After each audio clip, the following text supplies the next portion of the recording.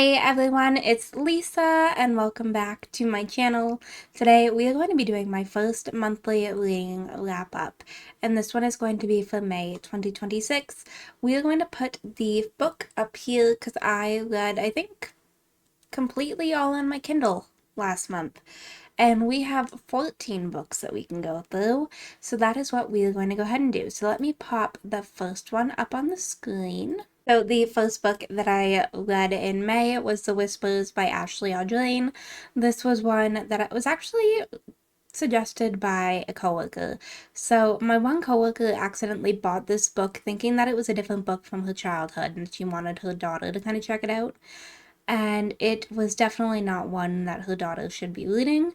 And then a couple of my other coworkers read it. One of them was like, "Hey, Lisa, give it a try. It's honestly not that bad." I hated it. So I'll put more like little details and stuff down in this little corner. But so this is meant to be like a dark family romance. And the lives are all unchanged when the unthinkable happens and you just kind of follow through with it. It's technically classified as a thriller, mystery thriller kind of book. And I guess technically in that way it would also be a suspense. However, there are some scenes in this book that are very questionable. So the neighbor breaks it, like this one character breaks into the neighbor's house and is like trying on her lingerie and like doing things in the neighbor's lingerie. And it's just one of those books and it's all very odd. I rated this one because I have it pulled up on my Goodreads so I can see.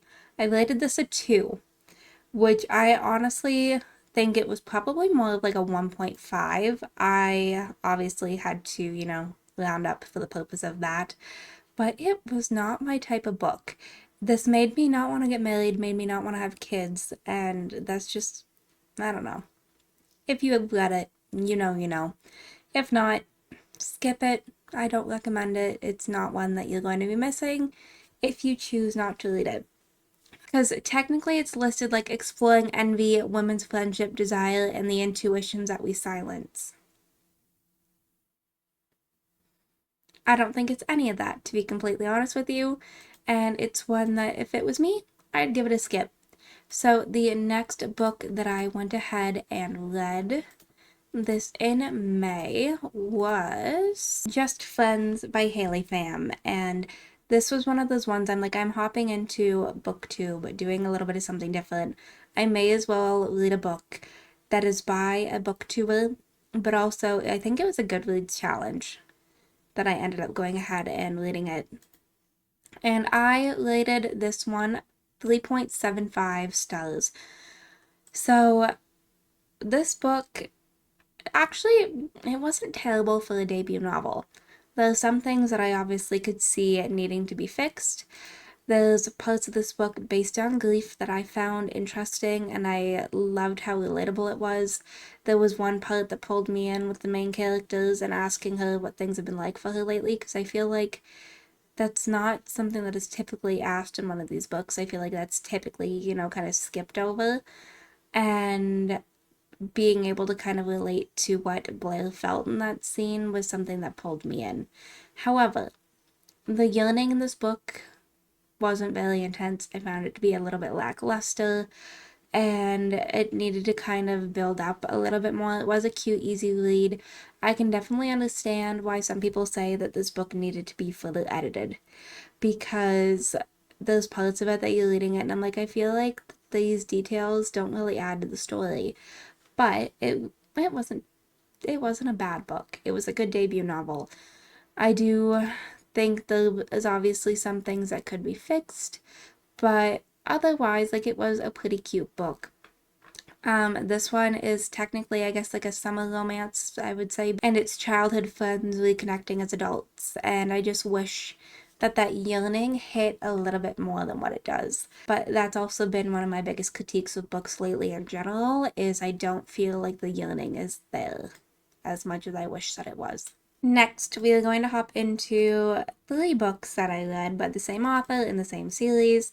So the first one being The Housemaid's Secret, because I had read The Housemaid prior. So I rated this one 4.5 stars. So I actually quite enjoyed this one a lot. It gripped me in a lot faster than I anticipated, but I think it kind of helped me knowing what The Housemaid was about initially to be able to bring into this one. So if you haven't read Frida McFadden, I feel like this is a kind of a staple, to be completely honest. It's a mystery thriller, suspense, and crime, and it's one that I feel like a lot of people have been reading book club wise.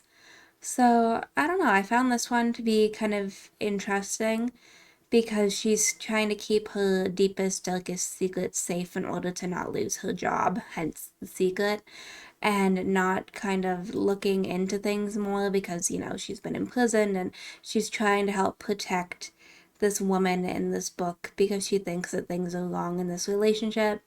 And one thing about a Frida McFadden novel is that you think you know the twist, you think you know what's going on, and then you don't. And I think that's why she is such a incredible and phenomenal author and why she's so popular is because you think you have it figured out, you try and figure it out, and then you don't. And it's one of those books that I feel like is so good. Like this one I found to be quite thrilling, suspenseful. You can't really go wrong with it.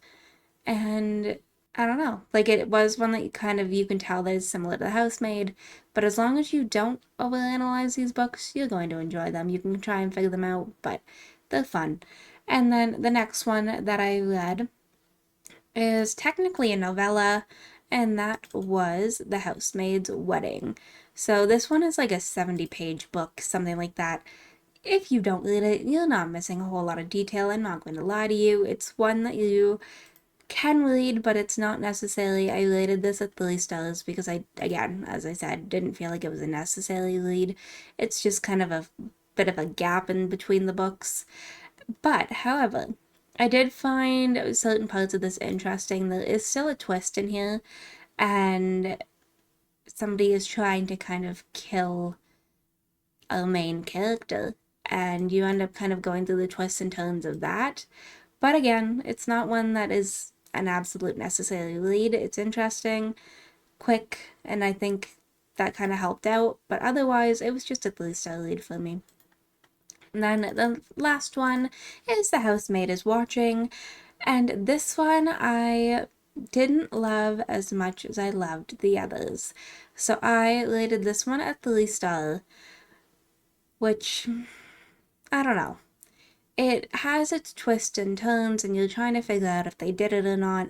But at the same time, the ending, I was kind of like, I feel like I had that kind of figured out. There's certain pieces that you kind of pick up on in this book that help you figure out the ending of this one. And that was one of the things that was lacking for me.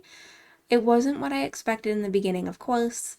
And I don't know. It didn't hit for me as much as the other Housemaid books did, but I still enjoyed it. You can't go wrong with a Frida McFadden. And then we hopped into one that I have been waiting to read because I was making sure that it was going to be a spring book for me, and that was Picking Daisies on Sundays. So this one I rated a 4.75. I feel like most people know this one. This is a friends to lovers kind of fake dating book, and it follows Daniela and Levi, I believe his name was. It's been a while since I've read this one, but you kind of go on like at the end of college and they're going into a fake relationship with a child best friend, but she had feelings for him prior, and it just ends up being one of those things where he needs a date to a wedding and he's trying to move on kind of past his ex, and she hasn't been in a relationship in so long, and they just finally agree that they're going to fake a date, and then it kind of quickly becomes them not being a fake dating anymore. There's some quotes in this book that I adored. I don't know, she's a little bit annoying. She has her like pick me moments, but there's certain parts of the book, like when he calls her Daisy, and it's just the cutest thing ever. And then we're hopping into a book that I actually got as an ARC, and I rated this one a 4 stars, and that was Bad Influence by Ava Hill. So I believe I read a couple of Ava Hill books in the past. Maybe one other. I think I did one other. She had a hockey romance that I read and I enjoyed it. This is one of those books that I actually did quite enjoy. So this was a 4-star read for me. So our main character in this book, her name is Caroline. She is engaged to this guy and ends up finding out that he's been cheating on her with his secretary at the office. He kind of was like, I haven't done anything to you, like they've never been intimate, because he didn't want to kind of like ruin her. And instead, she decides that she's done after that. She packs up, heads to New York, and is gifted an apartment by her ex-fiance's grandmother. And so she takes off to this apartment. What she didn't know is that this apartment is already occupied by her ex-fiance's brother. So her ex-fiance's brother, his name is Killian.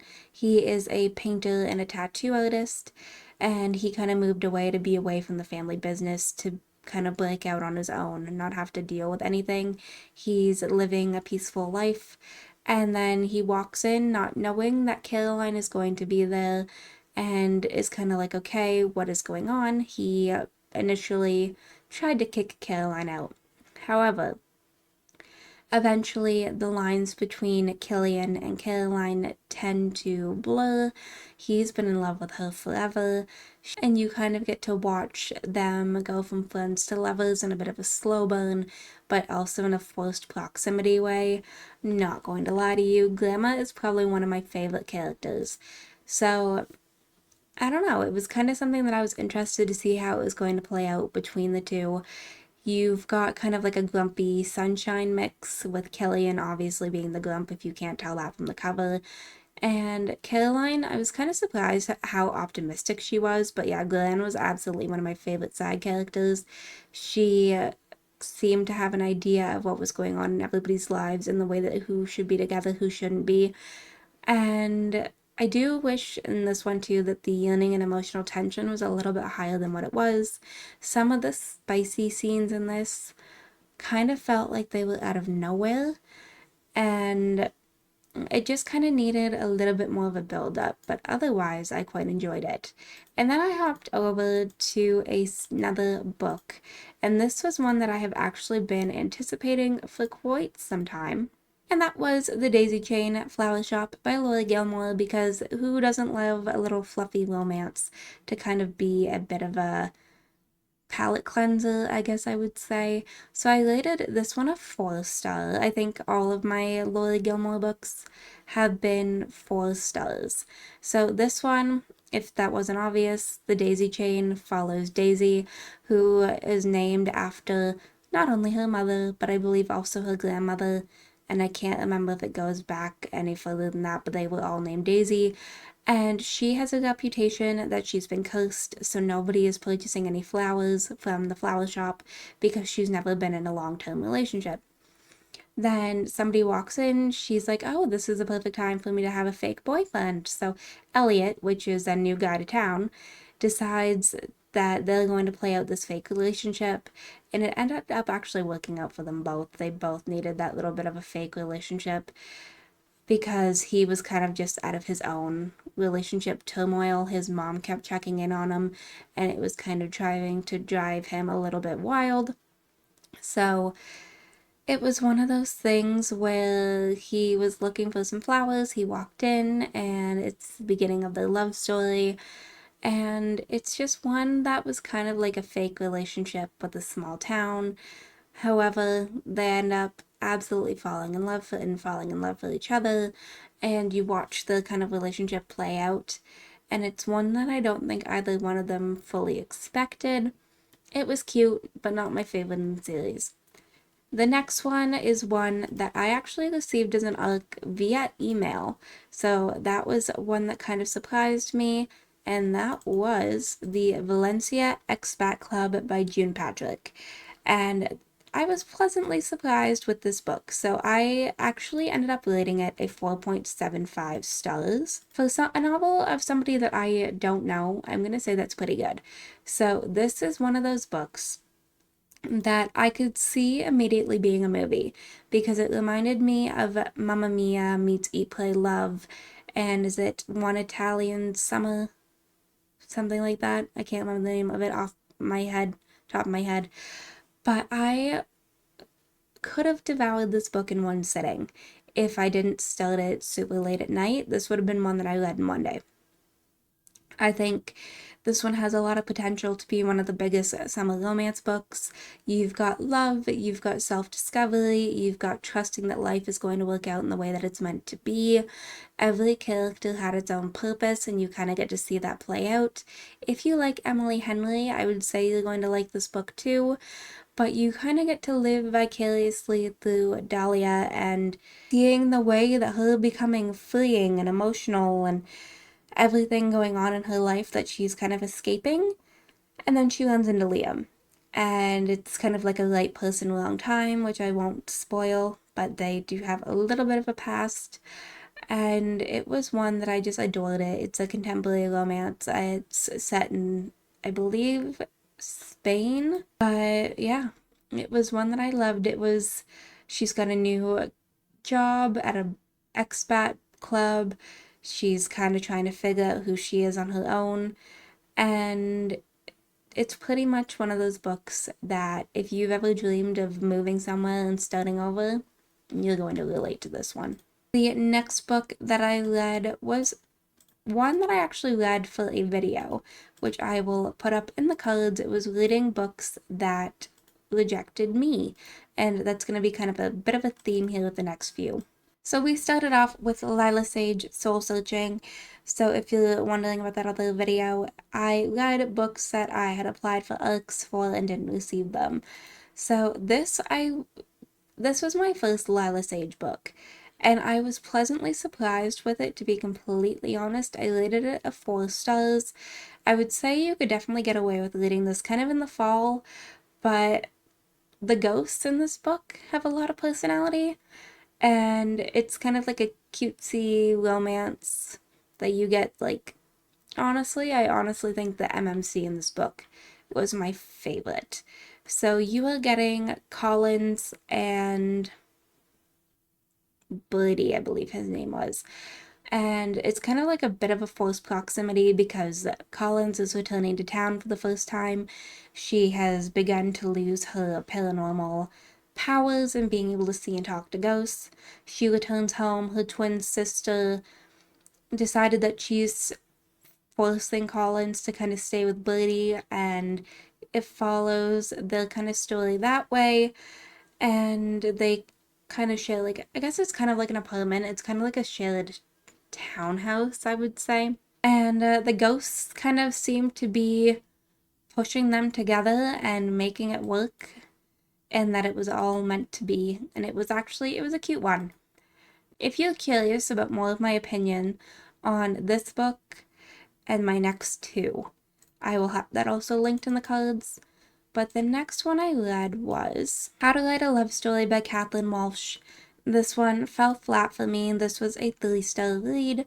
So you're following Sierra and Sam.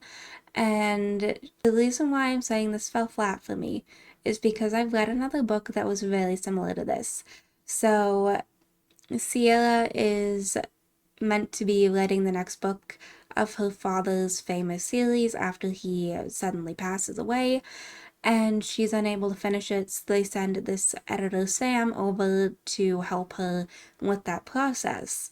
And there's a deadline looming, so they have to kind of work together. He moves in with her to kind of keep her on track of things, and eventually they attend a convention kind of thing, and it ends up being a time she discovers something about Sam that is a bit of a secret and ends up potentially ruining them, but they end up falling for each other. And the reason this one fell flat for me is because I read another book very similarly to this that I preferred more, which was Between the Lines by Tracy Magruder. I had read that. I'm not quite sure when, but I preferred it over this one. I do think this could have had potential. However, sometimes it just falls flat, and that's okay. and it's a bit of a slow burn, but it's one that just fell flat for me. And then we hopped over to the last book of that video, and this was another one that had rejected my arc, and that was The Last Page by Katie Holt. So this, I wasn't entirely sure what to expect. I have a big love for books that people running bookstores. So this one, you've got the main character, Ella, who is working in a bookstore for this man. He suddenly passes. She thinks that she's going to be the one that inherits the bookstore. Little does she know that it's his grandson, Henry. So Henry shows up into town after being away from the place for the past decade.